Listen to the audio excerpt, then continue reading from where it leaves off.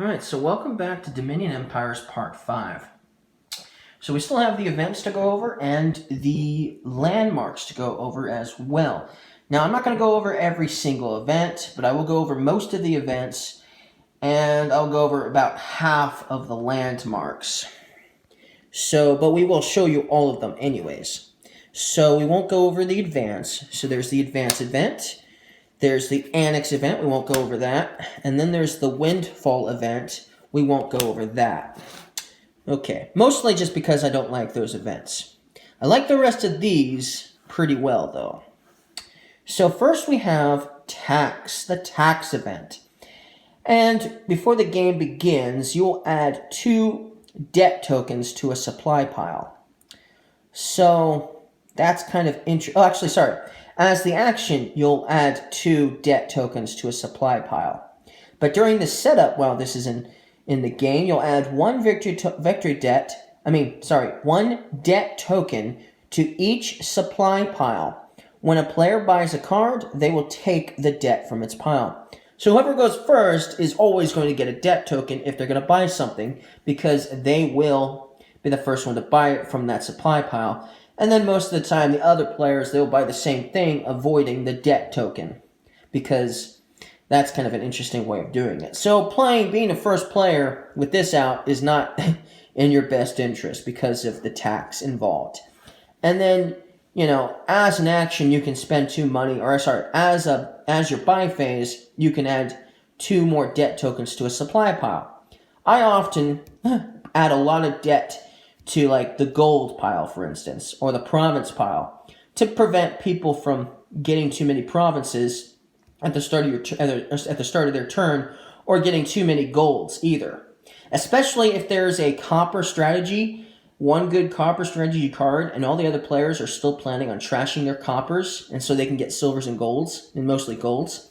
If this is in the game, I will most likely put a lot of debt tokens on the gold pile and hold on to my coppers. So that's kind of an interesting route. And a lot of the times it has worked out for me where they, were afraid to buy the gold because there was like 8 of these on the gold pile or something like that. So that's a pretty cool thing. And it's not an attack card, so they can't block it. All right. Then we have donate. It's probably one of my most favorite events here. When you purchase it, if you don't have 8 money, you're going to get some debt. Of course, you could still purchase this with 0 money and get 8 debt. Now, this is something you should get after you've bought a few cards, like a silver or some silvers and some action cards, because then after this turn, you'll put all the cards from your deck into your discard pile, into your hand, and you'll trash any number, shuffling your hand into your deck, and then draw 5 cards. So you'll get to clean out all of the cards you do not want in your deck all at once. So get yourself a couple of silvers, a couple of action cards, then purchase this and get rid of all of the coppers, all of the estates, and if you have some minus point cards too because you've been attacked a couple of times, them as well all at once. Obviously, that's awesome. And this is a good way of getting rid of a bunch of those minus point cards at the end of the game once again, if you were continuously getting attacked with, like, Catapult, for instance. So, that's a pretty cool card.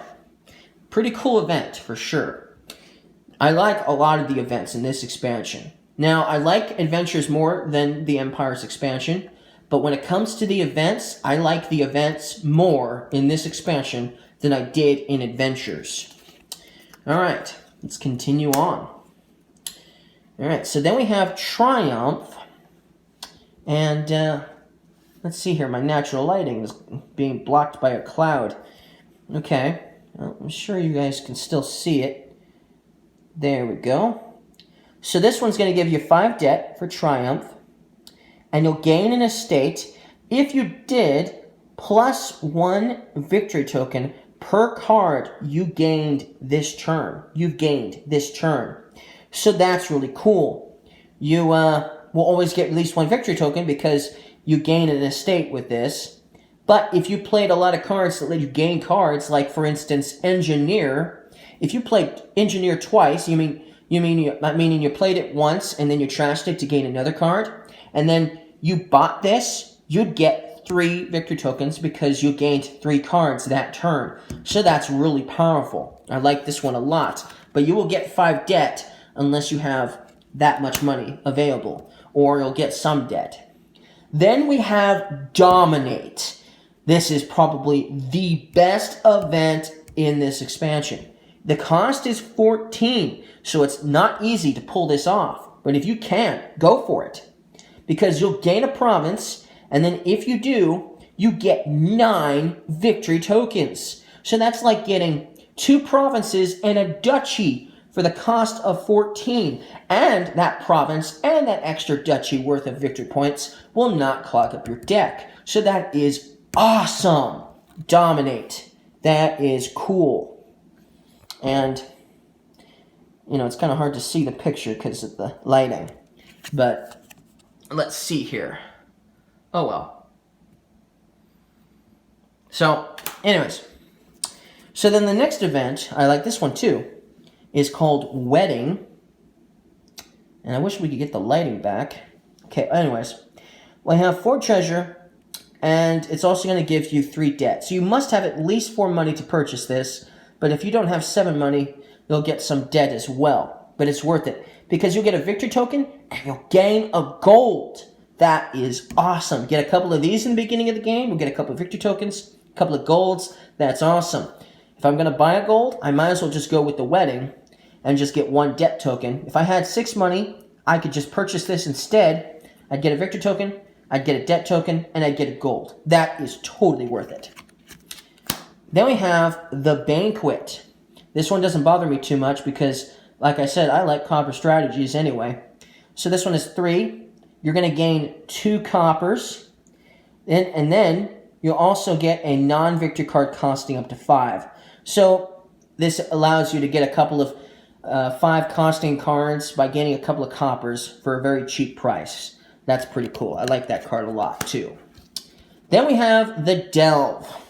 Now, let's say you have 4 money. What oftentimes happens when you have 4 treasure?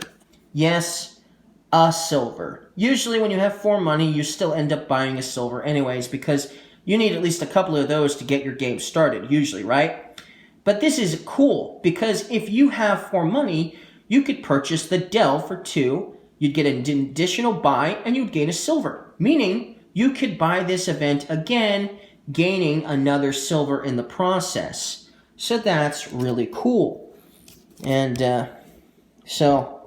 and I just lost my... It's gotten all fuzzy. Why did it get all fuzzy? Okay. Now you can see it, sort of. Yeah, there we go. I don't know why I got all fuzzy there for a second. I guess I'll have to turn the light on for the next video, because it looks like the sun isn't coming back anytime soon. But it's kind of cool, delving into a cave. That's pretty cool. Pretty cool card. Let's see if we can finish these events before the video is up. Okay, then we have the Ritual. This one costs 4. You'll gain a Wasteland or Curse if you play with curses, which most likely you do. And then if you do, trash a card from your hand, you'll get 1 victory token per treasure it costs. Oh, that's cool. That is cool. So it's worth it if you can especially get rid of your curses. But let's say you buy this and you trash a province from your hand. Well, because province is worth 8 money, you're going to get 8 victory tokens, which is a whole lot more than province, because province is only worth 6 points. But you are going to get a wasteland or a curse, which is also going to give you a minus point. But it's still better than the province because you're still going to have that extra victory point. Is it worth it? Yes. Even if you don't have a way of trashing that curse, or you don't get a chance to trash that curse, it's still worth it. Awesome card. Because it's still going to give you an extra victory point at the end of the game. And sometimes that extra victory point is all you need. Then we have Salt the Earth for 4 money. With this, you'll get a victory token, and then you can trash a victory card from the supply. That's kind of interesting. You could, there's a lot of ways you could make this work to your advantage. and a lot of ways where it won't work at all. So, and then we have the last one here, Conquest. The cost is 6. You'll gain 2 silvers, and then you'll get 1 victory point per silver you gained this turn. Awesome card, Conquest. This is an awesome card. Now, this is definitely a silver strategy. Now, let's say you played Engineer.